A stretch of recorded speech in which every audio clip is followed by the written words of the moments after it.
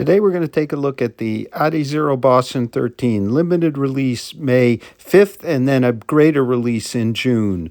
It is Adidas's longer kind of tempo type shoe and sees significant improvements to the upper fit as well as 13.8% more Lightstrike Pro, which is concentrated in the forefoot. It gets a new outsole combining continental and light traction. As you can see here, the Lightstrike 13.8% is concentrated on the lateral forefoot, with the medial side staying the same. Adidas launched it at the Boston Marathon. It's a shoe that's been long associated with the Boston Marathon, as has Adidas. Let's get into the details. Okay, let's get into a few of the details of our Boston 13. First, the Boston style or model has a long history at the Boston Marathon. Adidas has been a partner for 37 years with the marathon, and the Boston was kind of designed as sort of a trainer racer that would handle the hills of Boston, and many of us have actually run the Boston Marathon in the Boston, and this latest version I think will carry on that legacy. A bit about the colorway, the EQT equipment colorway for the initial releasing on May 5th, with more pairs to come in June.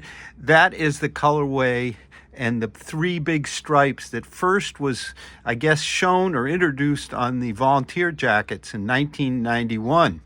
And so Adidas is bringing back that green and the big bold stripes, which now are on all their shoes. So what we have is a shoe that weighs, this is the US 8.5, that weighs 8.7 ounces, or 248 grams in a US 8.5. And as you'll see in the fit section, they fit a little big. So that might be the equivalent, if you're a narrower, lower volume foot, to a US 9. So that's quite light for this elaborate construction. The stack height is 3630. So we have a 6 millimeter drop. It's maybe a touch lower than the 12.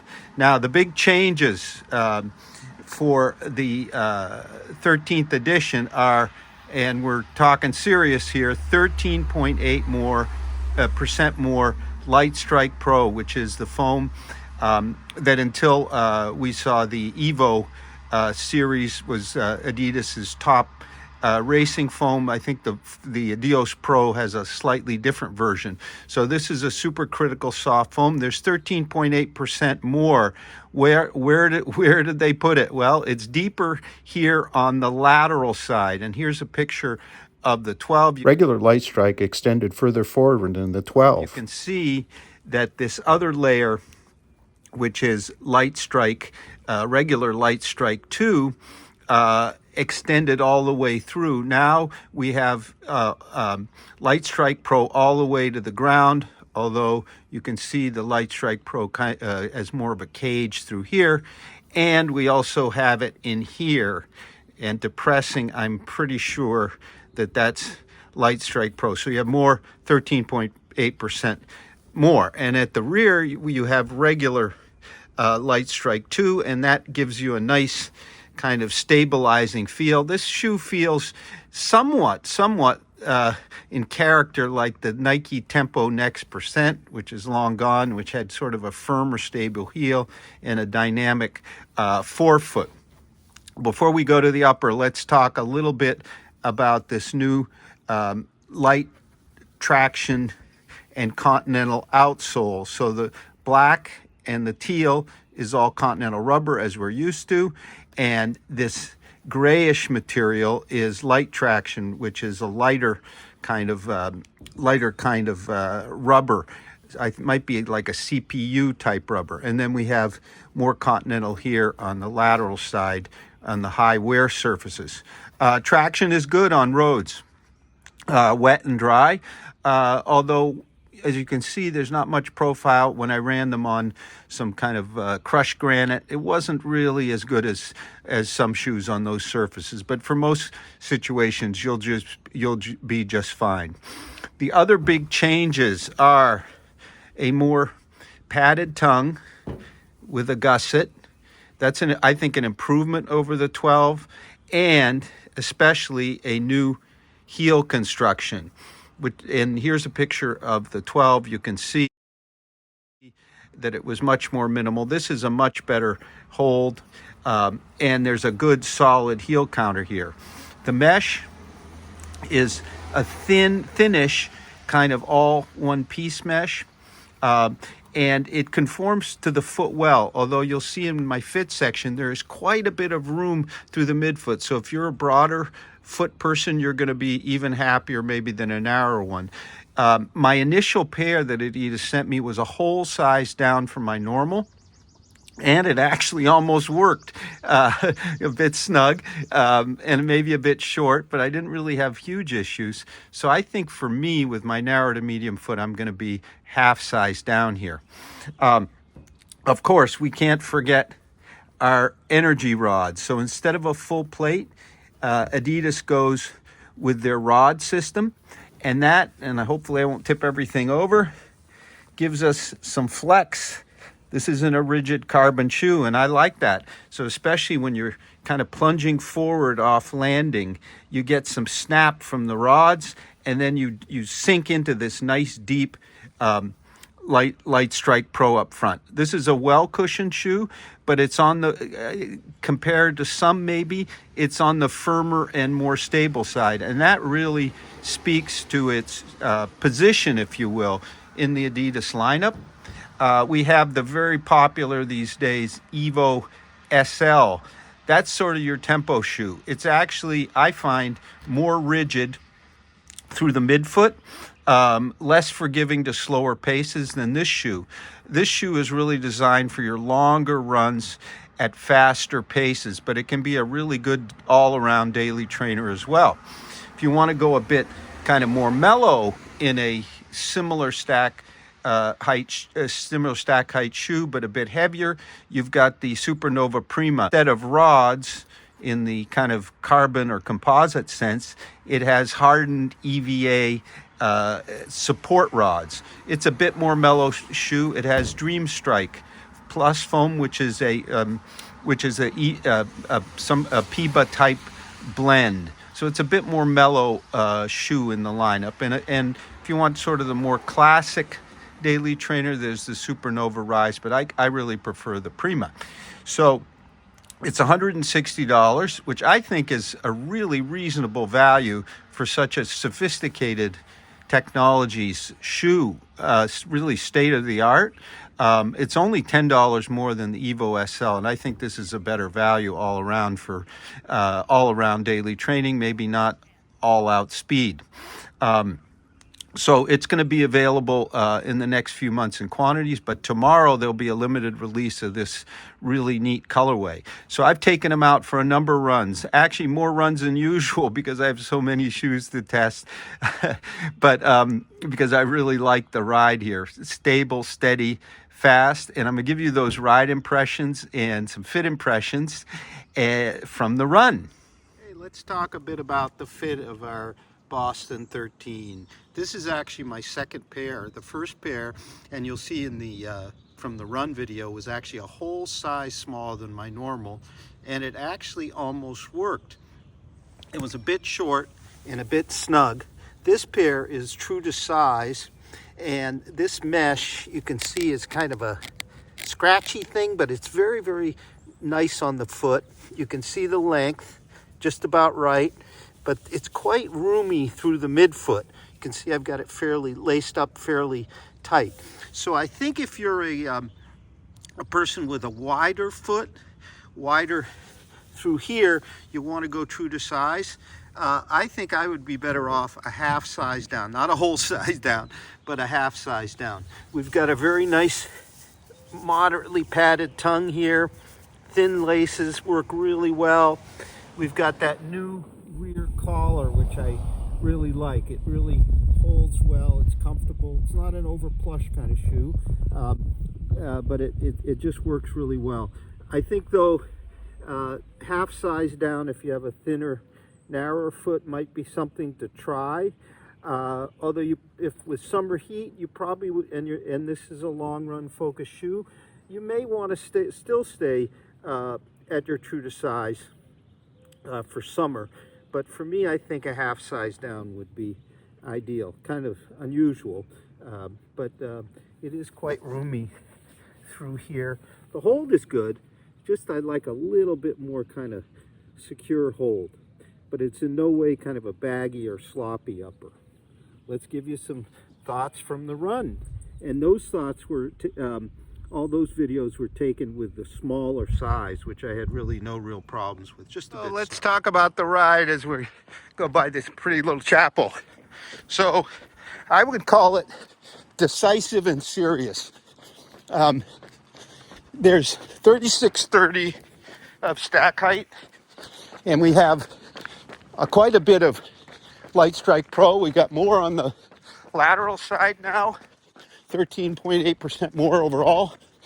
So I feel a more forgiving landing just ahead of the heel, but there's also a lot of pop off the heel here. The cushioning is not bouncy soft, it's serious, reactive.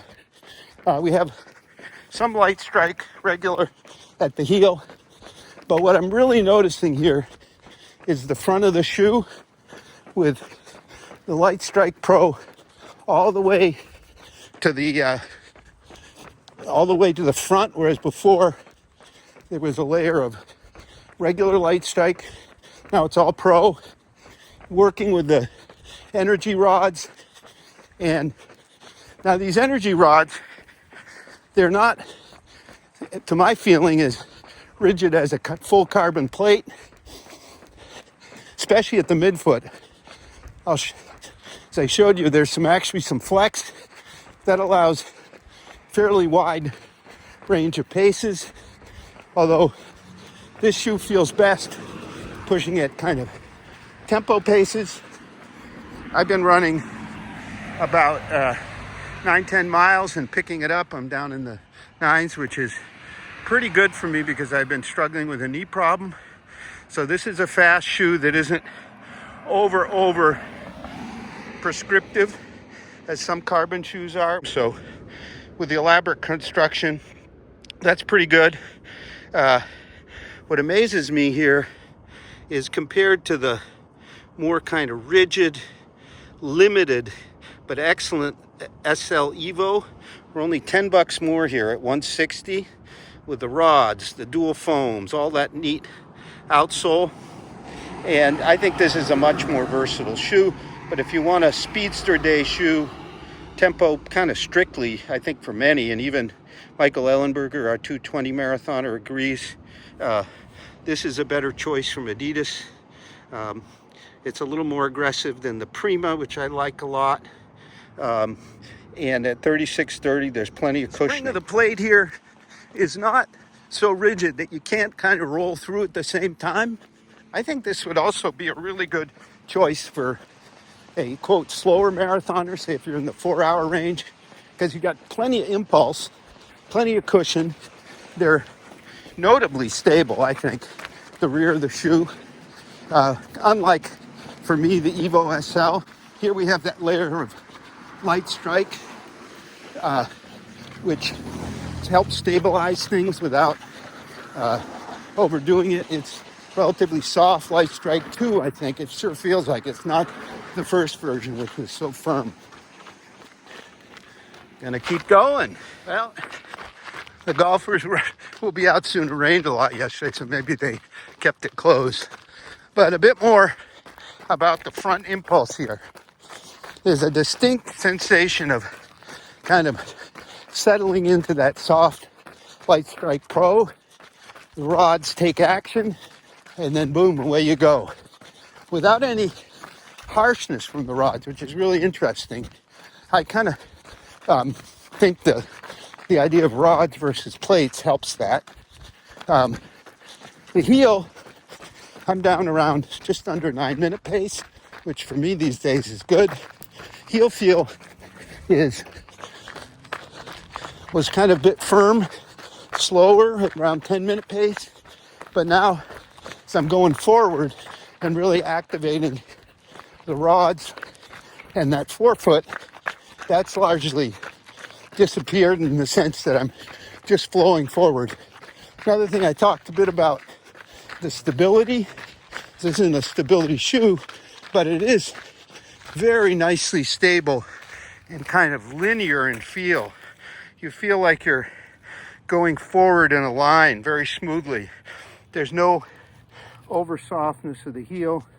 Even with our 6mm drop, we're not bottoming out or getting hung up on the plate really at any pace, but it really shines going a bit faster. Now, one comparison that comes right to mind are the crosstown rivals from Puma, the Deviate Nitro 3. I just ran that before I started in today, and it is bouncier and softer, but not as dynamic. The plate's more rigid. I think it'll actually, even though it's more rigid, handle slower paces a bit better. This is kind of your more tempo-oriented shoe that is for moving along longer distances at pretty much any pace, but it feels good the faster I'm going. Nothing really too earth-shattering at 9 minutes, but coming back from that injury. So I'm just going to keep going. It's just spectacular today. So a few conclusions. So our Boston 13 is definitely improved over the predecessor with its increased Lightstrike Pro, more comfortable tongue and rear construction. Its weight comes in at a very reasonable 8.7 ounces, 248 grams in a US 8.5, which for a shoe with as many layers and complexity and rods and foams and rubber is really very reasonable. 3630 stack height, very good value at $160. So this is the shoe in the Adizero and Adidas lineup for those longer, harder, kind of faster tempo and long runs. You've got the Evo SL for sort of the shorter and faster stuff. I didn't particularly like that shoe, too rigid really, whereas here we've got a more kind of flexible platform. Yes, it isn't all Lightstrike Pro, but sometimes that's a good thing because you've got the Lightstrike at the rear, which provides some nice stability. You've got some actual flex. You've got a solid outsole of two different kinds of rubber, the Continental and the new Light Traction. So this is a durable workhorse of a kind of speedier long run shoe that competes very well with, say, the Endorphin Speed, for example, from Saucony, or the New Balance Rebel, a bit simpler and lighter construction shoe, that one.